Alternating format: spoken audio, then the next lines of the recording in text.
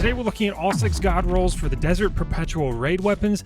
Got 6 of them, and in addition to that, we also have armor bonuses now. So we're also going to take a quick look at that before the weapon. So let's get right into it. For the 2-piece bonus, you have Accretion. Picking up an ammo brick gives you a stacking bonus to weapon swap and stow speeds until you die. Odds are this is something that's going to be a little bit more helpful in PvP. You're going to be picking up special bricks often enough. That's more of a PvP thing. Handling is fine in PvE, but definitely something that's going to give you the edge a little bit more against other players. Now for the 4-piece benefit, we have Doppler effects. Suspend, unravel, and sever effects applied to targets and radiant and restoration effects applied to you have increased duration. That is a lot of different buffs, and that is absolutely going to be helpful in various different builds this season. We have a lot of solar and strand build potential, especially with the artifact this season. And with this armor set buffing both you and your outgoing effects against enemies, I think that's going to be really potent. So you get all 4 pieces, you're going to have some extra elemental effects, and if you use just 2, you're going to have a little bit better handling after picking up ammo bricks, whether that's in PvP or PvE. Either way, super cool to be getting bonuses from armor sets when you're playing raids, unique activities, and it's really neat that we're getting unique benefits from that armor as well. And actually, one more thing, we have an origin trait for all these weapons as well, Frame of Reference. Final blows with this weapon temporarily grant increased damage, reload speed, and range, and this effect is frozen in time while the weapon is stowed. So you can get a kill, stow it, and you're going to keep that damage,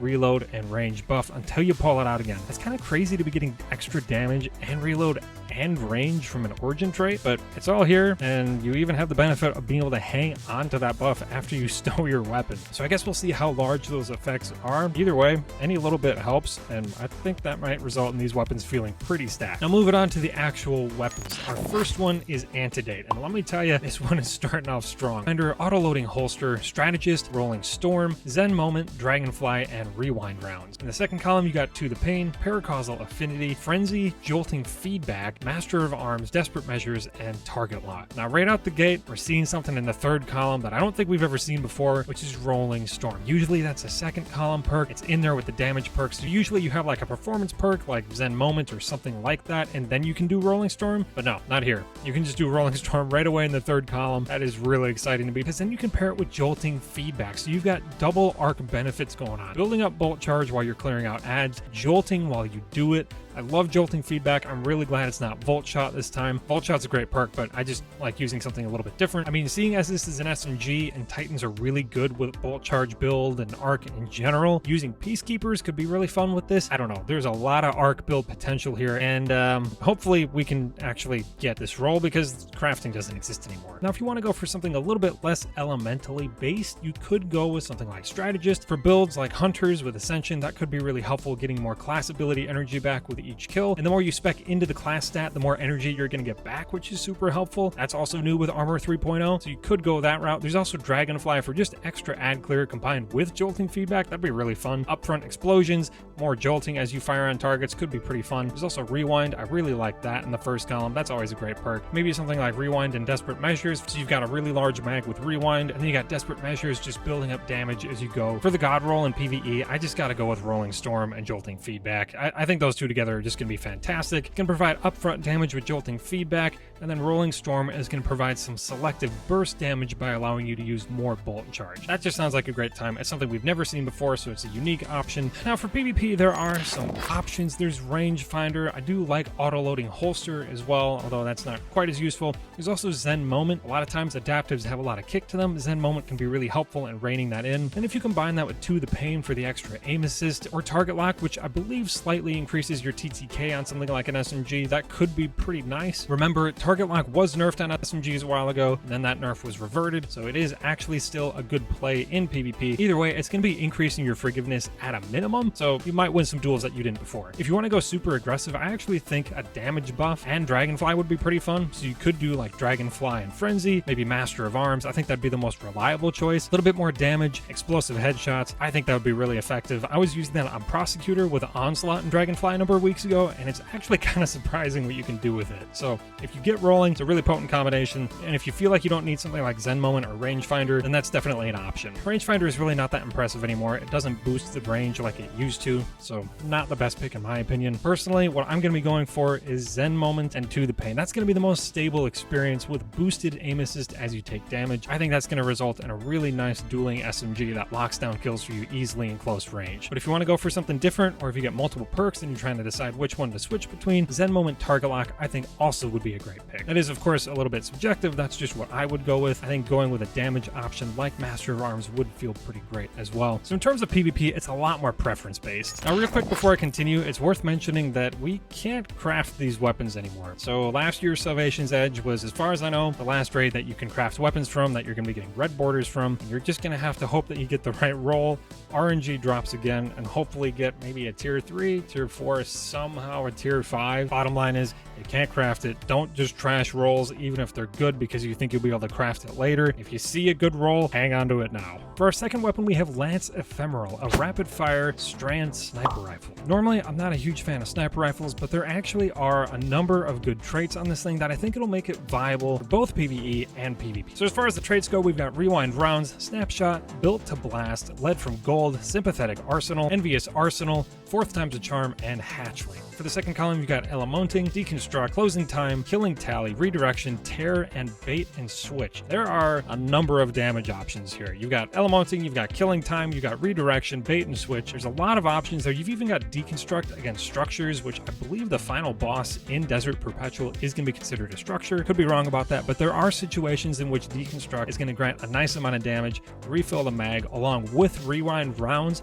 You might never have to reload, so really that's very situational. That could be a god roll depending on what you're looking for. Overall, in my opinion, I actually just straight for the god roll. I think Fourth Time's a Charm and Redirection could be situationally really good. If you have time to clear ads, you could build up a lot of stacks of Redirection for that 100% damage buff, maintain ammo with Fourth Time's a Charm, and then take that into a DPS phase and deal a ton of damage with a sniper rifle. It's kind of different. It takes a little bit more intentionality, and I totally understand if that's something you don't want to go for. There is also Envious Arsenal and Bait and Switch. That's just a very obvious play. Dealing damage with each of your weapons is going to both reload your whole magazine and grant 30% extra damage. So if you want to go that route, it's a little bit simpler and it's a little bit more universal. You could use that roll just about anywhere. But again, that is the nice thing about tier 3 through tier 5 drops. You have the potential to get multiple traits. So depending on the encounter, you could just switch out which damage buff you're using. If you're using a build that has a lot of different elements involved, maybe you're on Prismatic, Elementing would actually be a pretty solid option with the extremely lengthy damage buff. Go to Mount if you get up to 4 or 5 stacks. Pair that with something like Rewind Rounds or Fourth Time's a Charm, could be a pretty efficient damage option for you. I think the universal god roll is probably still Envious Arsenal and Bait and Switch, but I really like the unique value in Fourth Time's a Charm and Redirection,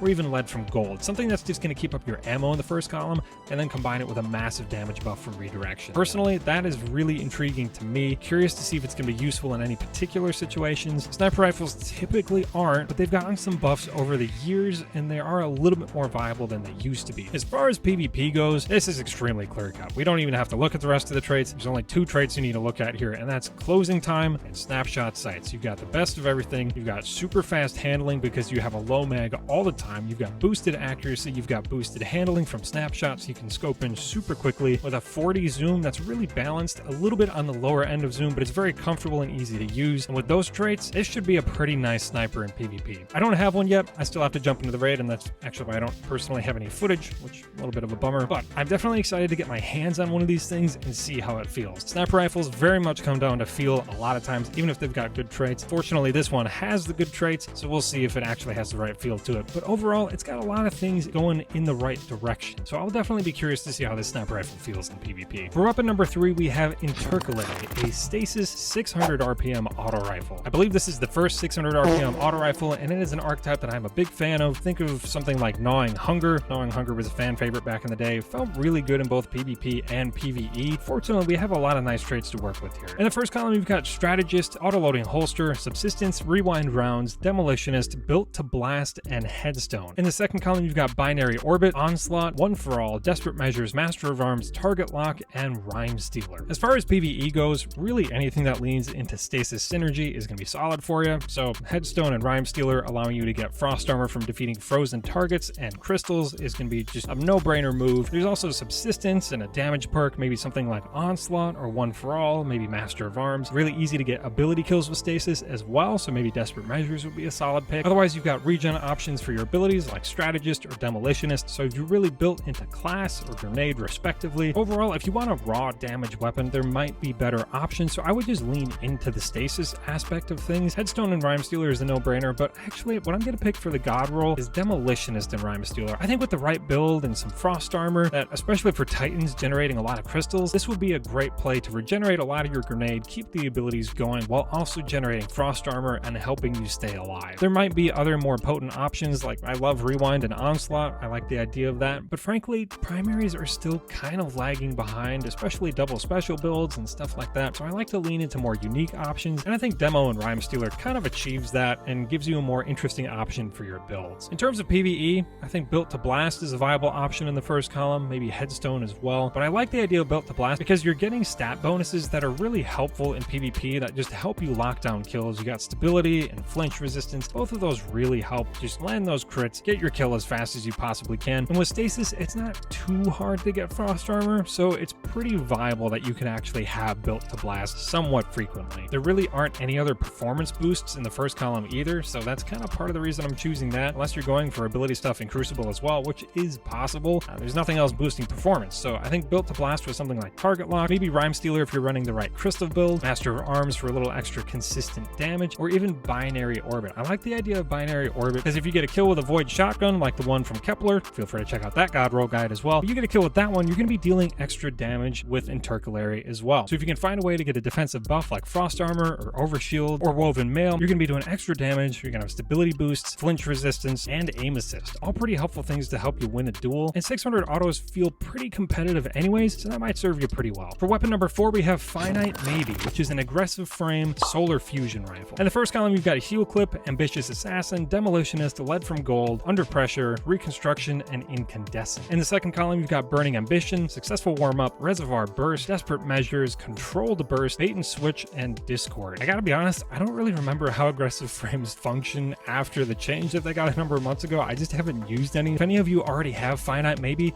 let me know how it's doing. It might do well with Burning Ambition because it's hitting a lot of times, all those individual bolts. Maybe that's gonna be causing a lot more Scorch. With Incandescent, that would be pretty fun. You're just spreading a ton of Scorch, building up to more ignitions. There's also Heel Clip to keep you alive a little bit better. With Devour getting nerfed and Recuperation getting absolutely smacked around, Heel Clip is a great option to help keep you alive in intense combat. Otherwise, there's also mag boosting stuff like Reconstruction. Reconstruction is always a great pick with something like Reservoir Burst or Bait and Switch, even Controlled Burst. I like the idea of Controlled Burst with Reconstruction. It's just flat, easy, right out the gate damage, huge magazine, solid DPS. You don't have to reload for a little bit. Last season, this gun would have been absolutely fantastic. I don't know about this season though. There's also Ambitious Assassin to build up that larger mag to lean into Reservoir Burst, but personally, I think Reconstruction is just the easier way to do that, so that's probably the route I would go. Overall, God roll, in my opinion, is gonna be Reconstruction and Bait and Switch. That's the easiest way to get a long damage buff that's really powerful. 30% is still very solid with a large magazine. That's gonna be your best bet for consistent damage against champions and bosses and stuff like that. Personally, that's what I think is the God roll, but if you want to lean into the more solar elemental side of things, Incandescent and Burning Ambition is pretty hard to beat. Heel Clip and Burning Ambition, any of those are going to serve you just fine. Now, as far as PvP goes, the only thing that bums me out is that this is an aggressive frame, and I'm pretty sure aggressive frames aren't really that great in PvP. You do have perks like Under Pressure. Oh, shoot.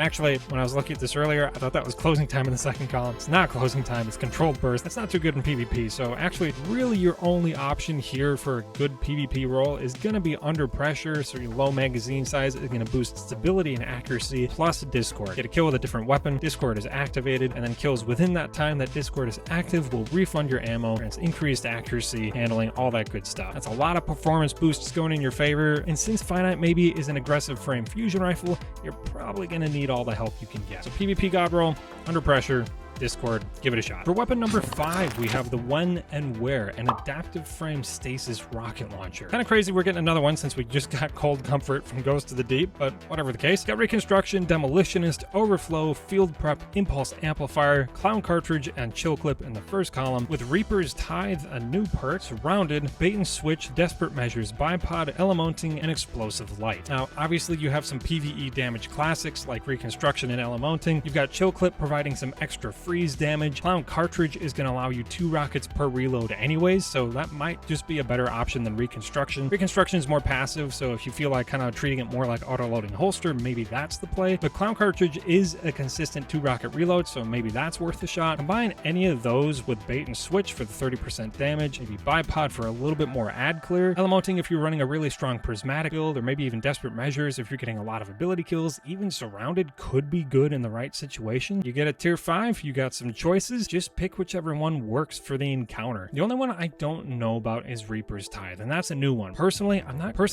crazy about having to ad clear with a rocket launcher and then that gives you extra boss damage, but since the timer starts on the next weapon fire and you're a little bit more in control of when that damage is taking place, maybe that'll actually be really good. So if any of you have Reaper's Tithe on this rocket launcher already, let me know how it is. Combined with clown cartridge, you got 2 rockets per reload. That might actually be pretty strong. In terms of a concrete god roll, I have a hard time narrowing this down because there actually are some really great combos here. For kind of an experimental bleeding edge god roll, I would probably say clown cartridge and Reaper's Tithe, maybe even field prep and Reaper's Tithe, because then you have more ammo reserves. Depending on how strong the damage boost is, that could be a great combo. Otherwise, you could stay safe with something like reconstruction and bait and switch, maybe even overflow and elementing or something like that. If you want pure ad clear, there's overflow and bipod, but if you want standard damage, I would say that god roll is going to be reconstruction and bait and switch. In terms of PvP, short and sweet, impulse amplifier to boost that velocity, give your enemies less of a chance to get out of the way of that rocket is probably the way to go. Explosive light might also be a decent option in the second column for a little bit of extra damage. Every once in a while you're going to pick up an orb, and out of the other options there, that's probably going to be the most helpful for PvP. Finally, for our last and 6th weapon, we have Opaque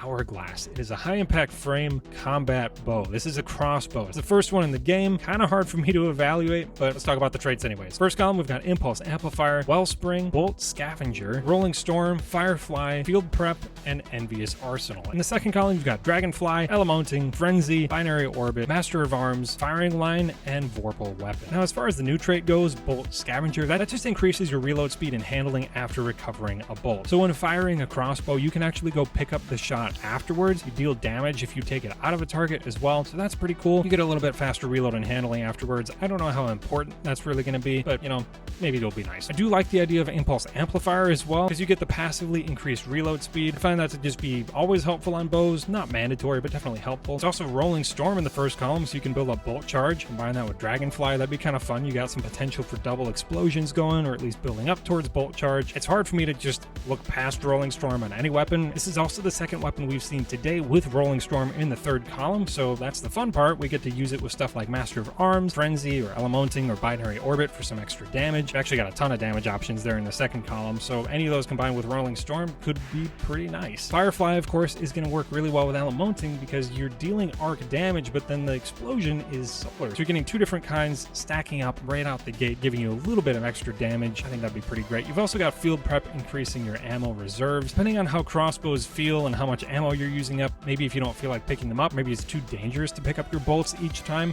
having a little bit more inventory size might be kind of helpful. It also does help with reload if you're crouched, so that's certainly an option as well. For a concrete god roll, kind of hard for me to say because it's a very new weapon type, but I think Rolling Storm and Binary Orbit could be pretty fun. Otherwise, if you want to just do raw damage, I would actually say Field Prep and Element. But I think that's everything. All 6 god rolls for PvP and PvE for our Desert Perpetual weapons. Really excited to jump into that raid. Hopefully get some tier 4s, tier 5s eventually. And now that not everyone's playing contest mode, I can actually give it a shot this weekend. So if you played contest mode, let me know how it was in the comments. I can't imagine putting myself through that, but yeah, I'd love to hear how it was. So hit me up on the Discord too. I hang out in the server over there. I'd love to talk. I also stream on Twitch every Friday and Saturday night at 10 p.m. Central, so stop by if you want to say hey, support the channel live. And if you want to see more helpful builds and videos like this, then definitely subscribe. Leave a like on the video. It helps me out a ton. That'll be all for today. Thank you so much for watching. Catch you guys next time.